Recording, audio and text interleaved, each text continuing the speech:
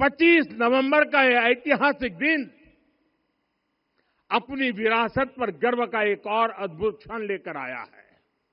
इसकी वजह है हिंद की चादर श्री गुरु तेग बहादुर जी, जिनके 350वें शहीदी वर्ष पर हरियाणा सरकार 1 से 25 नवंबर तक श्रद्धांजलि स्वरूप राज्य भर में विभिन्न कार्यक्रम आयोजित कर रही है। इसी आयोजन श्रृंखला में हरियाणा सरकार उनकी स्मृति में 4 पवित्र यात्राओं का आयोजन कर रही है, जिसमें पहली यात्रा 8 नवंबर को रोड़ी सिरसा से, 11 नवंबर को गुरुद्वारा गुरु नानक देव जी गोरखनाथ पिंजौर से, 14 नवंबर को फरीदाबाद से और 18 नवंबर को सढौरा यमुनानगर से यात्राएं आरंभ होकर 24 नवंबर को कुरुक्षेत्र पहुंचेगी और 25 नवंबर को होगा इस राज्य स्तरीय पावन आयोजन का समापन समारोह।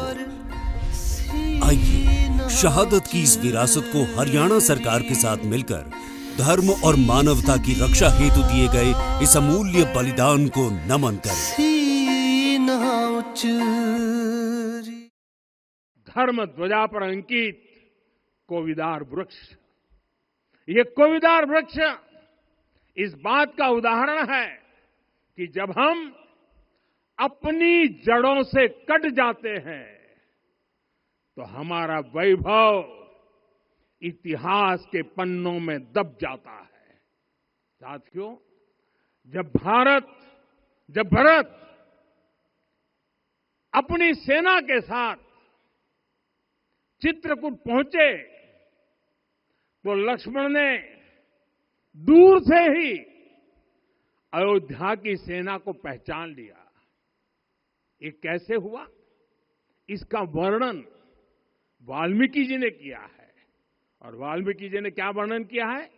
उन्होंने कहा है, विराजित उद्गत स्कंधम कोविदार ध्वजः रथे।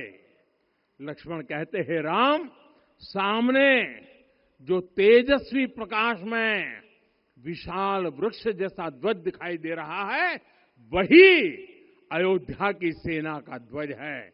उस पर कोविदार का शुभ चिन्ह अंकित है।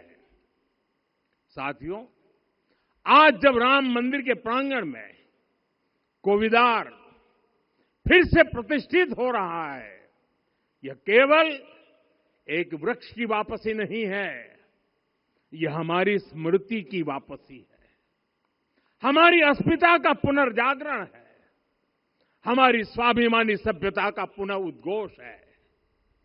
कोविदार वृक्ष हमें याद दिलाता है कि जब हम अपनी पहचान भूलते हैं तो हम स्वयं को खो देते हैं, और जब पहचान लौटती है तो राष्ट्र का आत्मविश्वास भी लौट आता है।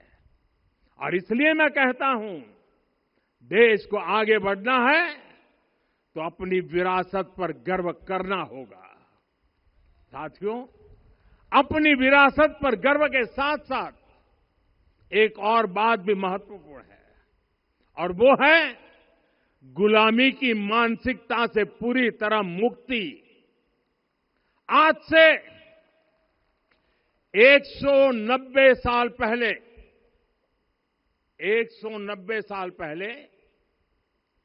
साल 1835 में 1835 में मैकाले नाम के एक अंग्रेज ने भारत को अपनी जड़ों से उखाड़ने के बीज बोए थे। मैकाले ने भारत में मानसिक गुलामी की नींव रखी थी। 10 साल बाद यानी 2035 में उस अपवित्र घटना को 200 वर्ष पूरे हो रहे हैं। कुछ दिन पहले मैंने एक कार्यक्रम में आग्रह किया था कि हमें आने वाले 10 वर्षों तक उस 10 वर्षों का लक्ष्य लेकर चलना है कि भारत को गुलामी की मानसिकता से मुक्त करके रहेंगे। सबसे बड़ा दुर्भाग्य यह है कि मैकाले ने जो कुछ सोचा था उसका प्रभाव कहीं व्यापक हुआ। हमें आजादी मिली, लेकिन हीन भावना से मुक्ति नहीं मिली।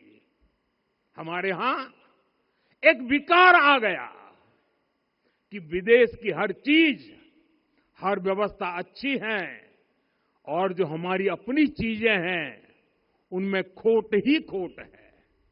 साथियों, गुलामी की यही मानसिकता है जिसने लगातार यह स्थापित किया।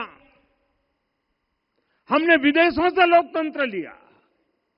कहा गया कि हमारा संविधान भी विदेश से प्रेरित है, जबकि सच ये है कि भारत लोकतंत्र की जननी है, मदर ऑफ डेमोक्रेसी है।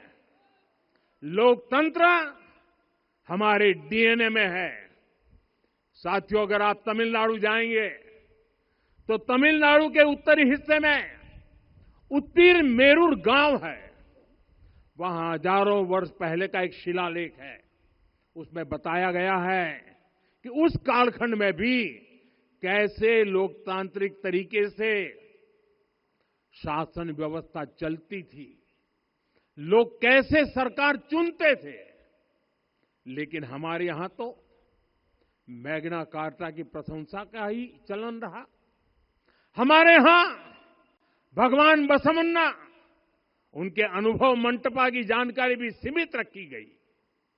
अनुभव मंटपा यानी जहां सामाजिक, धार्मिक और आर्थिक विषयों पर सार्वजनिक बहस होती थी, जहां सामूहिक सहमति से निर्णय लिए जाते थे।